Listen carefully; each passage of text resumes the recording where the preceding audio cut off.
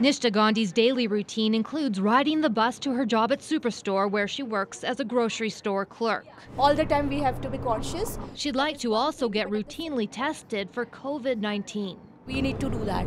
So just add one more thing to your routine. As of today, anyone working outside their home in Saskatchewan can get a test, no symptoms necessary. But Dr. Alex Wong says he doesn't recommend it to most people, at least not in Saskatchewan. If you're in Ontario or Quebec, where rates of community transmission presumably are much higher, they still have a lot of cases, this is different. And when the prevalence is higher, then it actually does potentially make a lot more sense to be screening more aggressively asymptomatic individuals to get a better sense of sort of what your rates of community transmission actually are. So why not here? There are so few cases to find in Saskatchewan, they'd be competing with testing errors that show false positives, distorting the picture.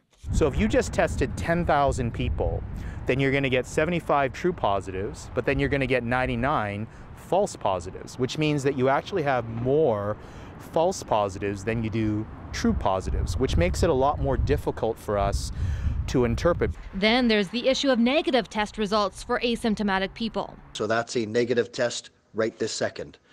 Tomorrow, if that person is symptomatic, that could be COVID. Manitoba also has a low prevalence of the virus. We'll probably not be at any point where we just do large, widespread, indiscriminate asymptomatic testing. There's really low value in that. What is having value for some provinces is testing asymptomatic people in high-risk groups, such as homeless people, hospital patients, or anyone inside a long-term care home. As Regina has very little case, so you don't feel that scared in compared to what the other cities might be going through. So widespread testing of people without symptoms is expected to bump up testing numbers here.